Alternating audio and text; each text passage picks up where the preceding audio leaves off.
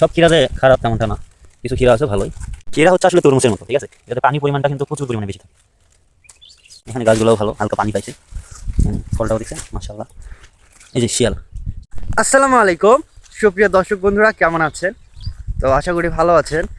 আজ থেকে প্রায় 1.5 মাস আগে ক্ষীরা এবং আলু চাষ নিয়ে ভিডিও আপলোড করছিলাম। এরপর ক্ষীরা নিয়ে আর কোনো আপডেট ভিডিও তৈরি করা হয় নাই, কারণ প্রচণ্ড ঝড় বৃষ্টি হলো। আর আপনারা জানেন যে বৃষ্টি হলে ক্ষীরার গাছগুলো নষ্ট হয়ে যায়। তো তারপরেও যে গাছগুলো আছে সেই জমি থেকে আজকে আমরা ক্ষীরা তুলতে যাব। পাশাপাশি হচ্ছে আমাদের গ্রামের প্রাকৃতিক দৃশ্য দেখুন, সূর্য মাথার উপরে।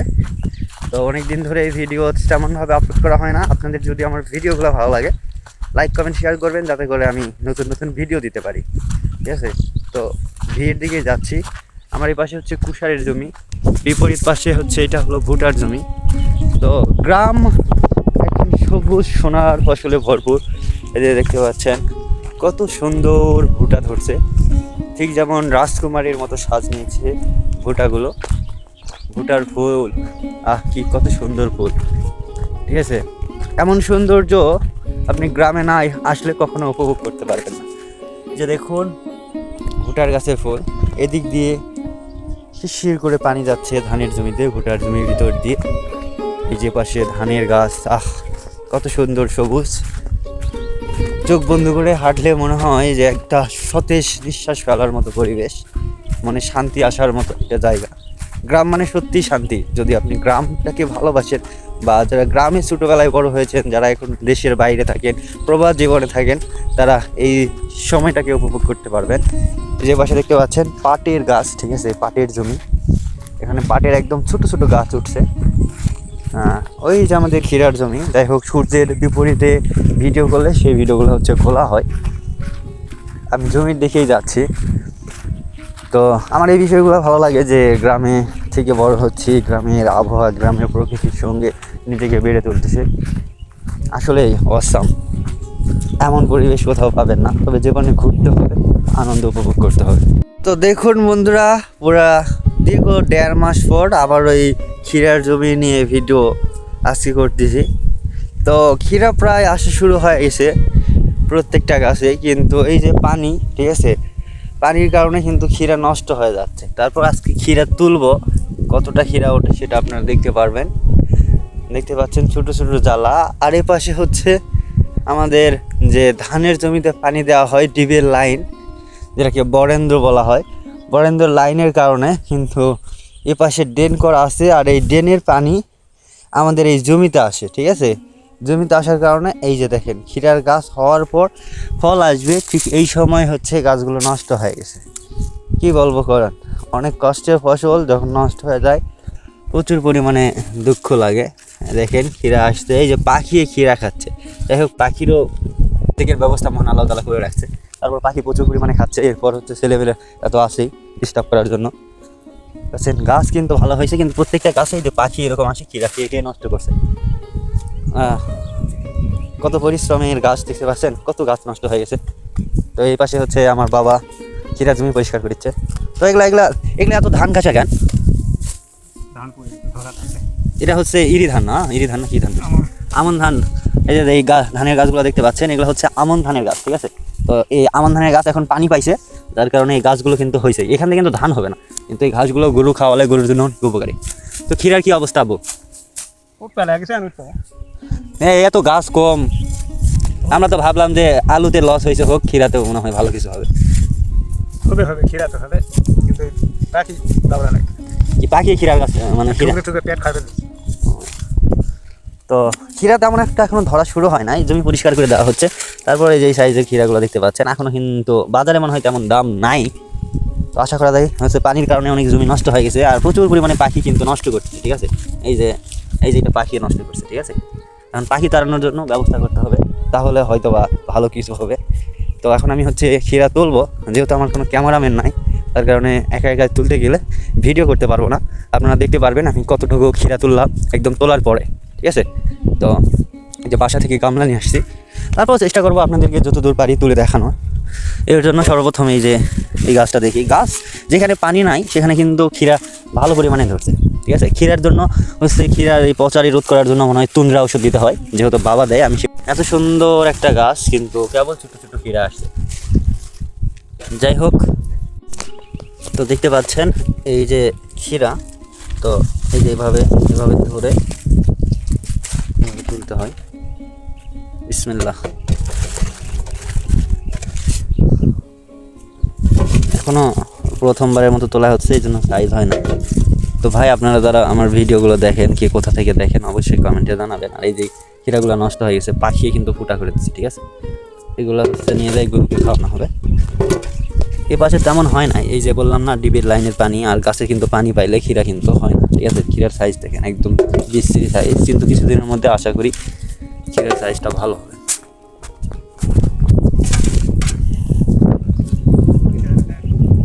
কি কি করবেন কোন? নেট দিলে ভালো হলো। এখানে তো সিরিয়াল মেনটেন করে এক সিরিয়ালে তুলে যাবো, দেখা যাক। তো এই সাইডে দেখুন গাছ কিন্তু মোটামুটি আসছে। এটা ক্ষীরা, ক্ষীরা একদম হচ্ছে আপনার, দেখেন পাখি ঠোকর দিয়ে চলে গেছে, এটাই সমস্যা, পাখি ধরছে। কৃষি কাজ আসলেই কষ্টের, কিন্তু তারপরেও যখন ফসল ওঠে অনেক বেশি ভালো লাগে। দেখেন এগুলো চাই, দেখেন এগুলো গরুকে ছাড়া কাউকে মানুষকে তো দেওয়াই যাবে না। প্রথমবার উঠতেছে, হয়তো বা এর পরের বার যখন উঠবে তখন ক্ষীরার সাইজটা ভালো উঠবে, ঠিক আছে। এখন এই যে পাখি খাওয়া এইটা ওইটা, মানে এগুলো ফার্স্ট টাইম উঠছে আর কি।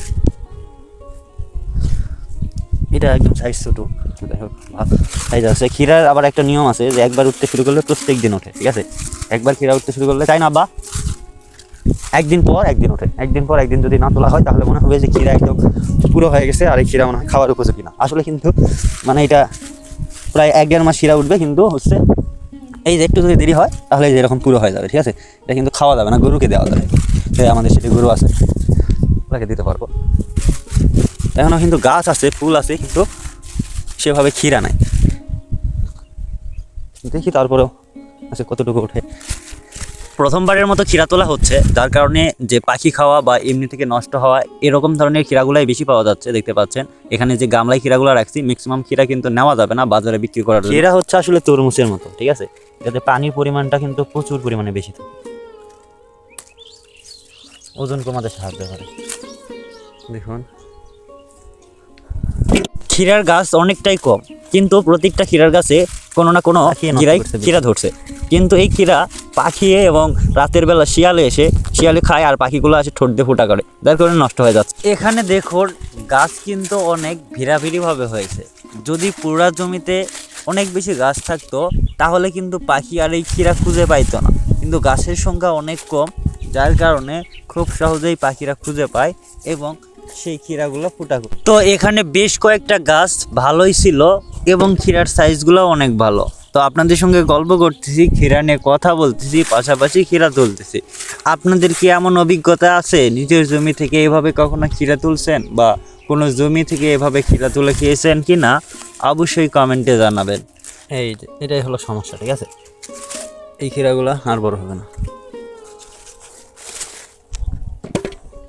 আচ্ছা, সব তো পাখি নষ্ট করছে, পাখি ছোটো ছোটো জ্বালা খায় শেষ। হ্যাঁ, মানে প্রত্যেকটা জ্বালা পাখির ঠোঁট, প্রতিটা জ্বালা। এমনিতে তো বৃষ্টির পানিতে গেল, এর মধ্যে যদি আবার সব পাখি নষ্ট করে তাহলে হবে করতে।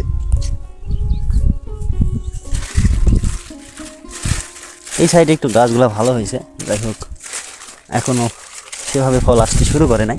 আশা করি 8-7 দিন পর এখানে ভালো পর্যায়ে একটা ক্ষীরা আসবে, কিন্তু পাখি যদি অত্যাচার কমানো না যায়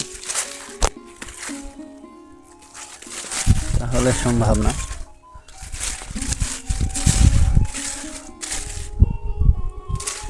এত বড় একটা জায়গা মিলে একটা ক্ষীরা, ঠিক আছে। ক্ষীরার সাইজটা একটু অন্যান্য ক্ষীরা থেকে ভালো। আরেকটা বিষয় দেখাই বন্ধুরা, এই যে ক্ষীরার সাইজটা কিন্তু ভালো, ঠিক আছে। কিন্তু এটা হচ্ছে এই যে শিয়াল পণ্ডিত মামা খাইছে, ঠিক আছে। যেগুলো একটু সাইজে ভালো। জানি না এবার কি শুরু হলো, পাখি, তারপরে বৃষ্টির পানি, শিয়াল শিয়াল তো ক্ষীরা খায়, কিন্তু এখনও ধরা না শুরু হতে শিয়ালের অত্যাচারও শুরু হয়ে গেছে। এখানে একটা কাজ করলে অবশ্যই ক্ষীরা পাওয়া যাবে, সেটা হচ্ছে এখানে এই যে দেখেন না, মানুষও ব্যান ঠুকিছে, এই দেখ অর্ধেক দাঁতের দাঁত, এরা শিয়ালে খায়নি। তার মধ্যে অনেকে হয়তো বা চুরি করেও খাচ্ছে, এখনো ধরাই শুরু হয়নি রে ভাই। এর মধ্যে যদি চোরের উৎপাত শুরু হয়, আপনারা যারা ক্ষীরা খাইতে মন চাবে আমার এলাকার মানুষ আমাকে নিজে রাখবেন, আমি ক্ষীরা তুলে দেবো, কিন্তু কেউ চুরি করে খাবেন না, ব্যক্তিগতভাবে বলতেছি। যারা ভিডিও দেখেন তাদেরকেও বলতেছি, আর কারো ক্ষীরা খাওয়ার শখ হলে অবশ্যই চলে আসবেন। ক্ষীরা হচ্ছে তরমুজের মতন, শরীর ঠান্ডা রাখবে, এতে প্রচুর পরিমাণে পানি থাকে, পানির ঘাটতি পূরণ করবে গরমের দিনে। এই যে এই সাইজের হলে তখন ভালো লাগবে খাইতে, আর এর থেকে ছোটোগুলো খাইলে এগুলো কষ্ট লাগবে, তিতকা লাগবে, ঠিক আছে। এই যে পোকাও নষ্ট করতেছে, ঠিক আছে, একটুকগুলো তোলা লাগছে।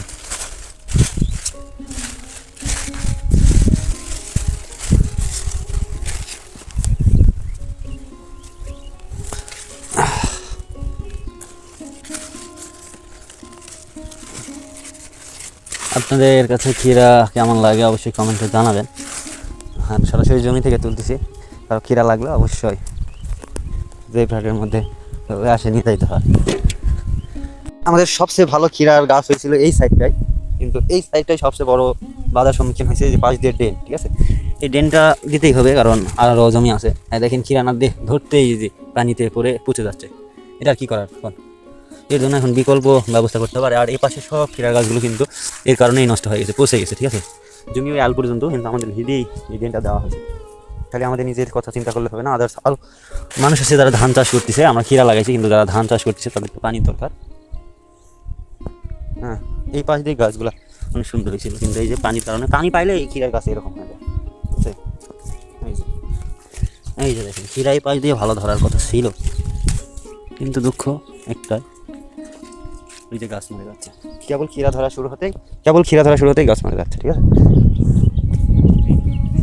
বলতে প্রায় গামলা ভরে গেছে। যাই হোক, সব ক্ষীরা তো নেওয়ার মতো না, খাওয়ার মতো না, তারপরেও হচ্ছে দেখি 20-30 কেজি ক্ষীরা হয়তো বা উঠলেও উঠতে পারে প্রথমবারের মতো। সব ক্ষীরা যে খারাপ তেমনটা না, কিছু ক্ষীরা আছে ভালোই। এখানে গাছগুলোও ভালো, হালকা পানি পাইছে, ফলটাও দেখছেন মাশাআল্লাহ। এই যে শিয়ালের দাঁতের চিহ্ন, ঠিক আছে। শিয়াল কিন্তু ক্ষীরা খায়, এটা যদি রাত্রে আসতাম তাহলে দেখা যায় শিয়াল কিন্তু ক্ষীরা খায়, এটা বাস্তব। এই পাশে যে কুশারের তুমি, এই যে ক্ষীরা ধরে আছে। যাই হোক, আমি পুরোপুরি ক্ষীরাটা তুলি, তারপর কতগুলো হয় আপনাদের দেখাবো। আব্বা, ক্ষীরার কেমন কি অবস্থা? ক্ষীরা তুই আবাদ করু বাবা, পাখি একবার তামাল ঠান্ডা করে করে শেষ করে ফেলতেছে বাস। আমি তো দেখতেছি ক্ষীরা খালি ঠুকে খাই ফেলতেছে।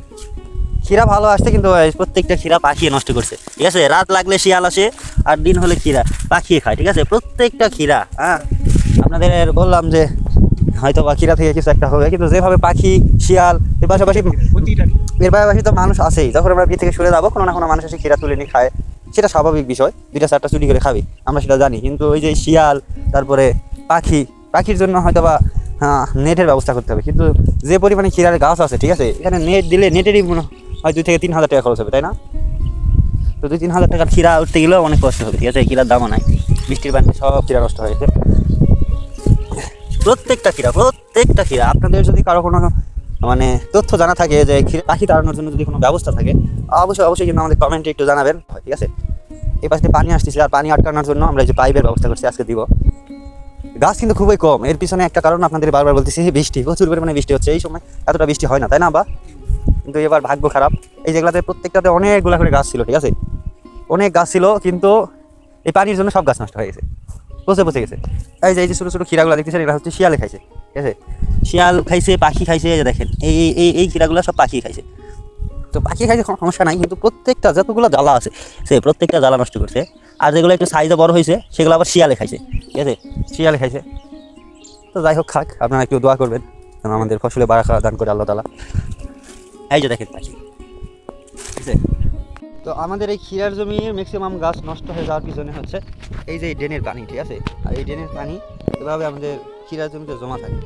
তো বাবার আমি বুদ্ধি করলাম যে পাশে হচ্ছে আমার বরাবর একটা সাপো হচ্ছে জমি আছে, যে জমিটাতে হচ্ছে আমাদের ক্ষীরার জমির পানিগুলো নামে দেওয়া যাবে, তাই না বা? তো এই যে পাশে হচ্ছে পাট লাগানো হয়েছে, ঠিক আছে। এটা আমারই এক বরাবর জমি পাটের, এই জমি হচ্ছে আইল দিয়ে আমরা হচ্ছে পাইপের ব্যবস্থা করতেছি, এখানে সাপো করে দিলে এই যে যত পানি আছে ঠিক আছে, এই পানিগুলো এই জমিতে যাবে, যাতে করে আমাদের ক্ষীরাটা হয়তো বা কিছু সময়ের জন্য মানে পানি যেন না যায়। পানি গেলে এই ক্ষীরা হচ্ছে প্রচুর সমস্যা, ক্ষীরার গাছ পচে যায়, পচারি ধরে। আপনারা ইতিমধ্যে জেনে গেছেন যে আমাদের পানির কারণে ক্ষীরার গাছ বেশি অর্ধেক নষ্ট হয়ে যায়।